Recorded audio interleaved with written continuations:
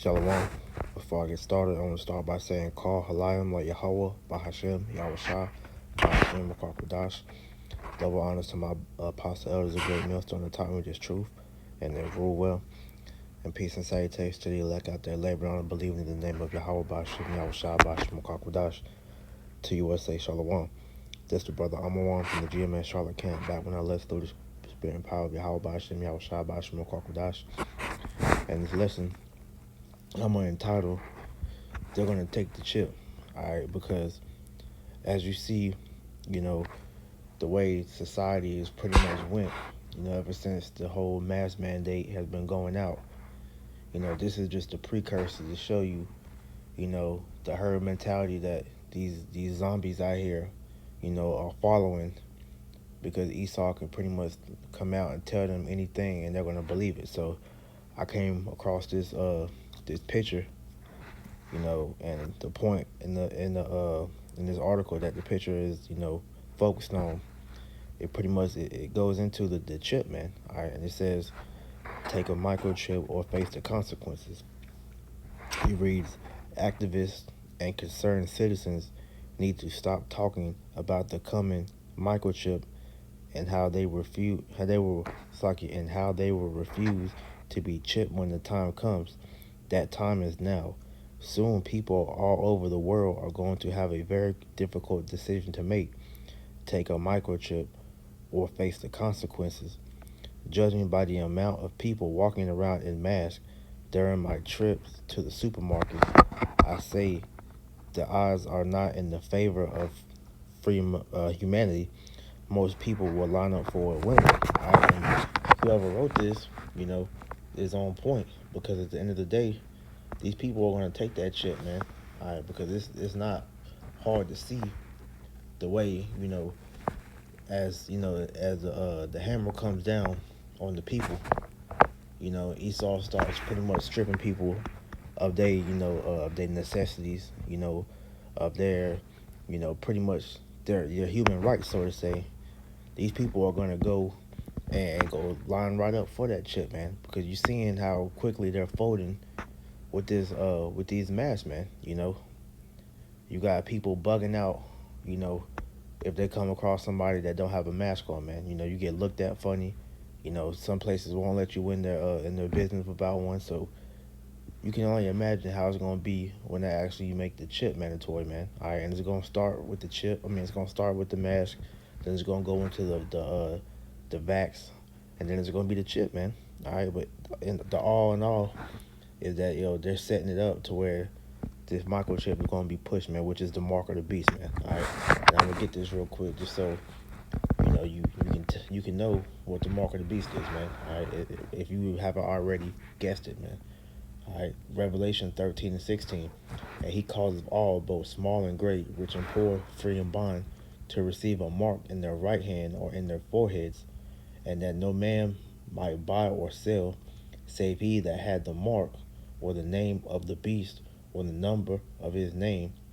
Here is wisdom. Let him that have understanding count the number of the beast, for it is the number of a man, and his number is 600 and that's the 666, man.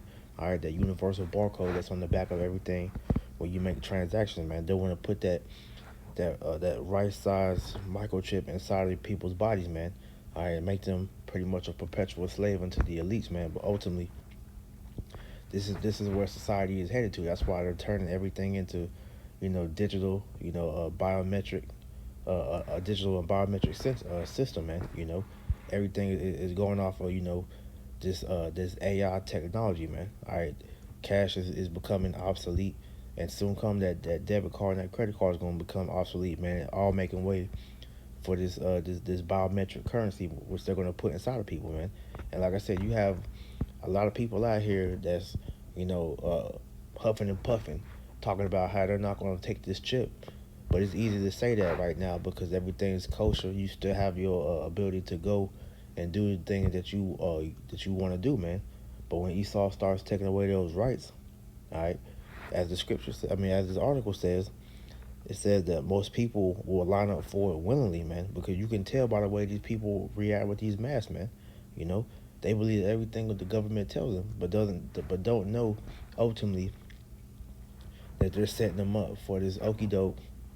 Ultimately, it's Yahweh Shemal Shah setting them up for the okie doke to pretty much, destroy them, man. Okay, because if you take that chip, the Lord will destroy you, man. All right, and I'm gonna get this too. This is Revelation chapter 14, verse 9, and it reads, "And the third angel followed them, saying with a loud voice, If any man worship the beast and his image, and receive his mark in his forehead or in his hand, all right, that microchip, the same shall drink of the wine of the wrath of Yahweh Shem Shah, which is poured out without mixture into the cup of his indignation, and he shall be tormented with fire and brimstone in the presence of the holy angels and in the presence of the Lamb." And that's talking about that nuclear fire. That's gonna be all over the land of America due to those ICBM nuclear missiles that's gonna touch down on this place, man. Okay, because the Most High Yahweh Shema Shah is about to rain missiles all on America, man. In various parts of the world. All right, so showing you, you know, that this chip is a major policy that's got to take place, man. And that's really the last thing that we're waiting on, man. Because once this chip is made mandatory, man, all right, all bets are off, and Esau's he's gonna roll, with his new world order. All right, and you people are gonna be like, fuel to the fire, man. Because a lot of you people are gonna take that chip, man.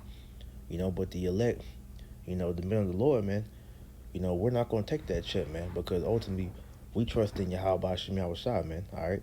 Because we understand the Lord, has these prophecies written to prepare us for this coming time, man, because that hour of temptation is going to come across the whole world. But we're going to be protected in that day, man, because, hey, when they strip you of everything, when you deny that chip, man, you're not going to be able to go do anything, man. All right, so then how you going to eat? How you gonna drink? How you gonna, pretty much do anything, because Esau's gonna alienate you from society if you don't take that chip. That's why a lot of people was gonna take it, man, because they're not prepared, for that test, man, that's about to come, man. All right, but if you believe in Yahweh Shemal Shah, you gotta put 100% of your trust in the Lord and allow Him to deliver you from that time, man. All right. Excuse me. This is the book of Revelation, chapter 3, verse 10. "Because thou hast kept the word of my patience, I will also keep thee from the hour of temptation, which shall come upon all the world to try them that dwell upon the earth." Right. So if you trust in Yahweh Shem Shah, all right, you're not gonna take that chip, man. The Lord's gonna put the spirit on you to deny that when it is made mandatory, man. And whatever comes from you denying that chip, whether it be, you're thrown in a concentration camp, whether you got to be pilgrims on the earth running, living in the wild, man, or you have to be faced with that guillotine, man, and they push you to death. But no matter what the situation is, man, the elect is gonna fight, that mandate, man. All right, we're not gonna take that chip, man, because we know Yahweh Shemal Shah is going to destroy all those that do, man. You know, so when it comes to worrying about being taken care of in that day, man, hey, we put all our trust in Yahweh Shemal Shah, man.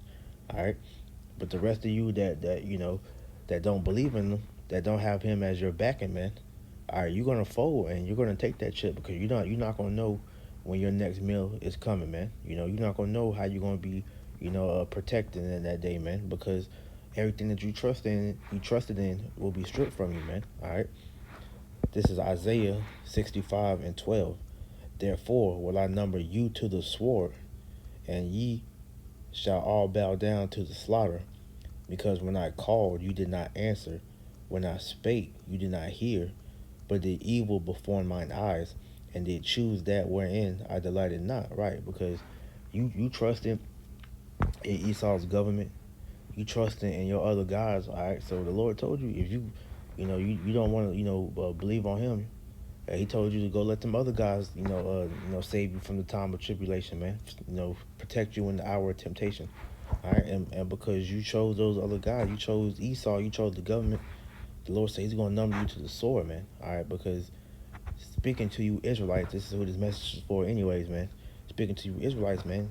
You don't know who the hell, who your hell is you looking at for protection, man, because you thinking this devil's going to protect you, you a damn fool, man. All right, this devil has done nothing but bring death and destruction upon you ever since we came into this land, America, which, by the way, was on cargo slave ships stacked on top of each other like sardines, man.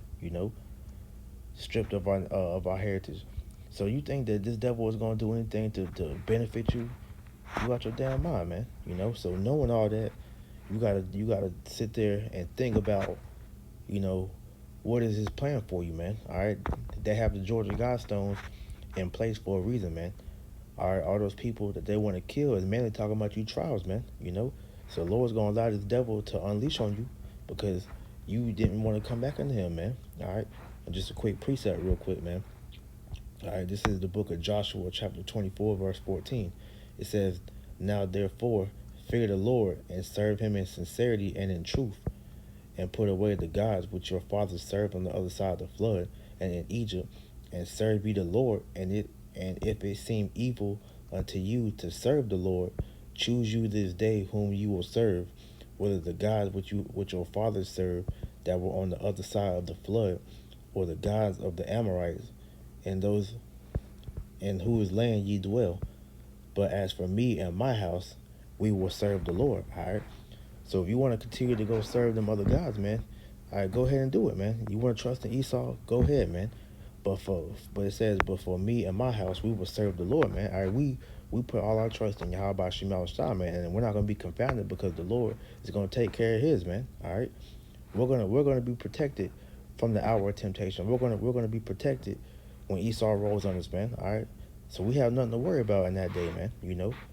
Hey, the Lord's gonna determine when we eat, when we drink, where we gonna be sheltered at, man. So we have nothing to worry about, man.